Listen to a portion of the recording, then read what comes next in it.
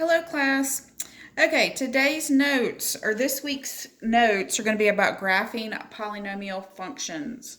I'm going to separate these notes into two parts.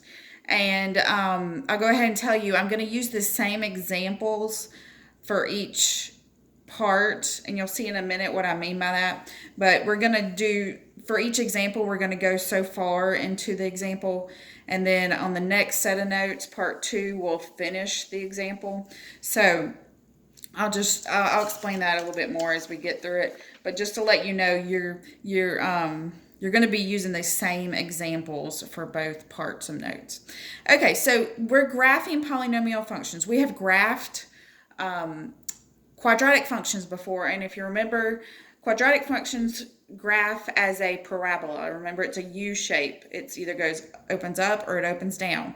Remember, it had a maximum point or a minimum point. Well, polynomial functions are a little bit different when they're graphed. A quadratic function only goes up to an exponent of 2, a degree of 2. Polynomial functions, the ones we're going to graph today, they could be a degree of 3, they can go up to 4, they can go up to 5. So they're going to look a little different than parabolas. And I'll go ahead and tell you, they're going to be a little squiggly line type thing. They're going to have some ups, they're going to have some downs, they're going to have more than one maximum or minimum. But today, with this first part, we're going to first just fill out a table like we have in the past with our quadratics. So today's part isn't really anything new. We're going to fill out the table, and then we're going to plot the points we can on our graph. So remember, when you're filling out the table, this is our function. F of x equals negative x to the third plus x squared plus 3x minus 3. Remember to fill out the table. F of x, this is the same thing as y. It's a function of x.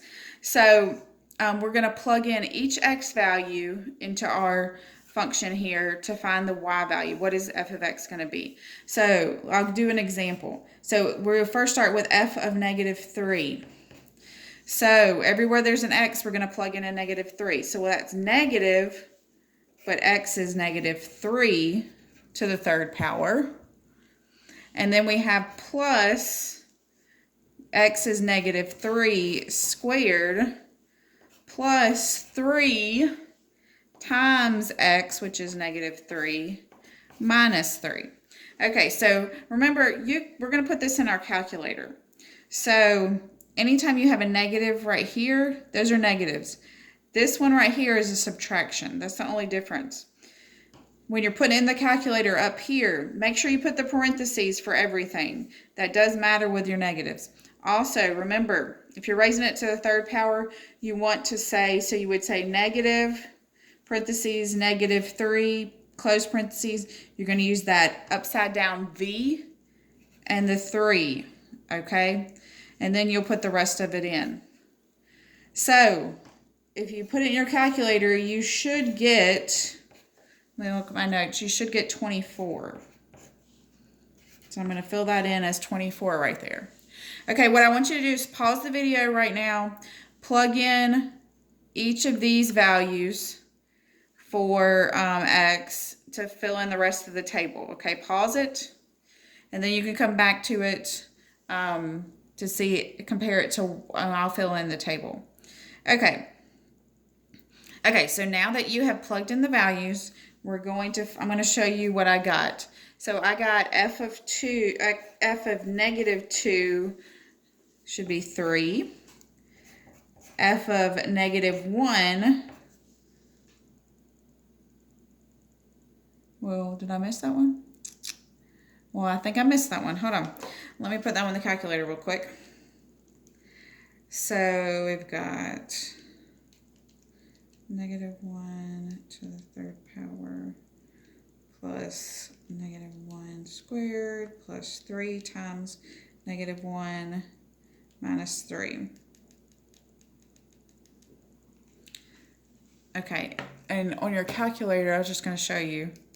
See how it's got that V? That's what you want to do. You want to have your parentheses. Let me check it. Squared 3 times negative 1 minus 3. Okay, so that gives us negative 4. I just missed that when I was doing the notes. Okay, f of 0. Remember 0, that means anywhere there's an x, there's going to be a 0. So remember, you can cancel all those out, and it's always this last one. That's the easy one. F of positive 1 equals 0. F of positive 2 equals negative 1. And f of positive 3 equals negative 12. So if I fill it in, that's 3, negative 4, negative 3, 0, negative 1, and negative 12. You should see that when we were doing parabolas, remember, a lot of time parabolas are symmetrical. So remember when we were filling out the table for parabolas, you would have you would go so far on the table, and you would see that was where the vertex was, and then you could just fill in the rest of the table because you know it's symmetrical. Well, polynomial functions don't work that same way, so we have to fill in every number for y, because you see there's not really a pattern here. Okay, so what we're going to do is take that, and we're going to graph it. So I know y'all probably don't have graph paper. If you do, that's awesome and great.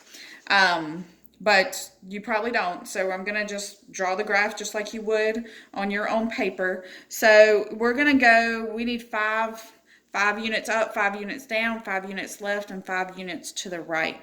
So let's see. You don't have to get real precise. That's 1, 2, 3, 4, 5, 0, 1, 2, 3, 4, 5. Okay.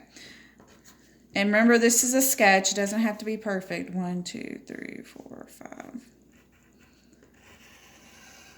That's my 0. So I'm just going to go 1, 2, 3, 4, 5. That's 0, negative 1, negative 2, negative 3, negative 4, negative 5. We're going to have 1, 2, 3, 4, 5. 1, 2, 3, 4, 5. So we got positive 1, 2, 3, 4, 5, and negative 1, negative 2, negative 3, negative 4, and negative 5. Okay, so I drew my graph. Now I'm going to use my table to fill in the points. Okay, so on this table, well, our y value did not go up to 24, so we're not gonna graph this point, and it didn't go to 12, so we're not gonna graph those. But we should be able to graph all of these in between.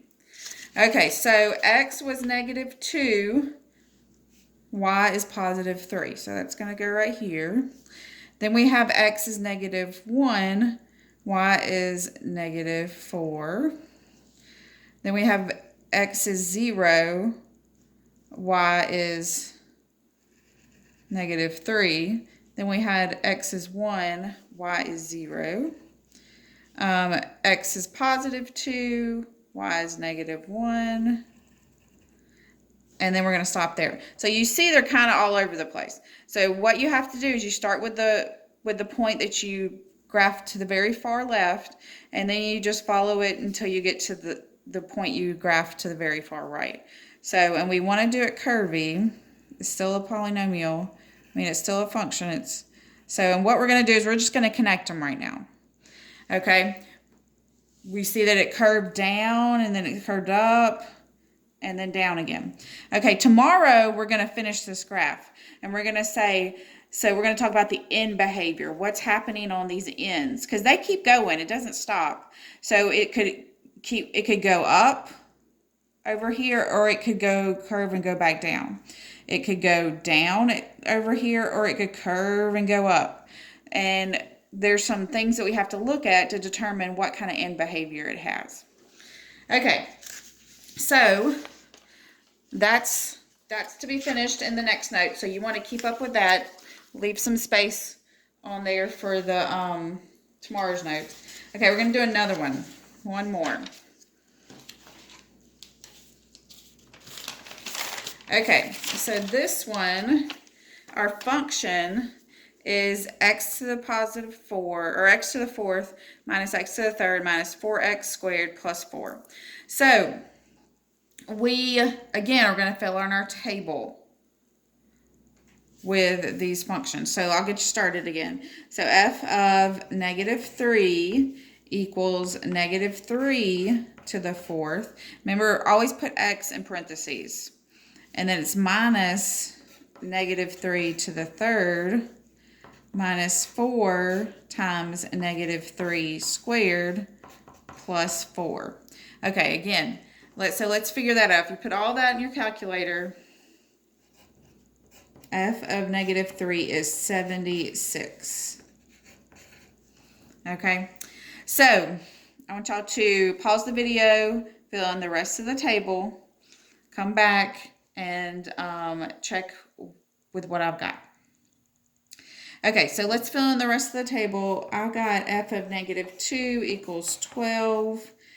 F of negative 1 equals 2. F of 0 equals 4. F of 1 equals 0. F of positive 2 equals negative 4. And F of positive 3 equals 22. Okay, so let's plug that in. So this is 12, 2, 4, 0, negative 4, and 22. Okay, so we're going to graph this again like we graphed the first one. And we're only going to go 5 up, 5 down, 5 left, and 5 right. So obviously this one's going to be way too much. That's going to be too much. And this one is too. But that's okay. We still got 4 points. It'll give us a good enough graph of the picture.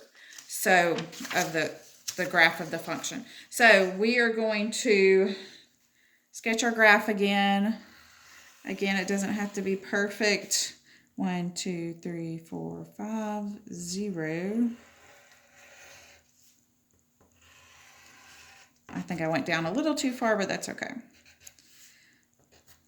I'm only going to do 5 up, 5 down, 5 left, and 5 right. So 1, 2, 3, 4, 5. Negative 1.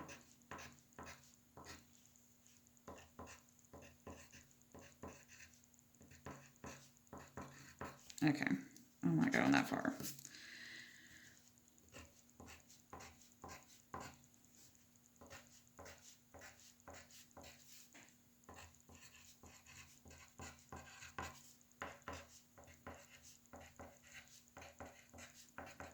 Okay, so now we got our graph.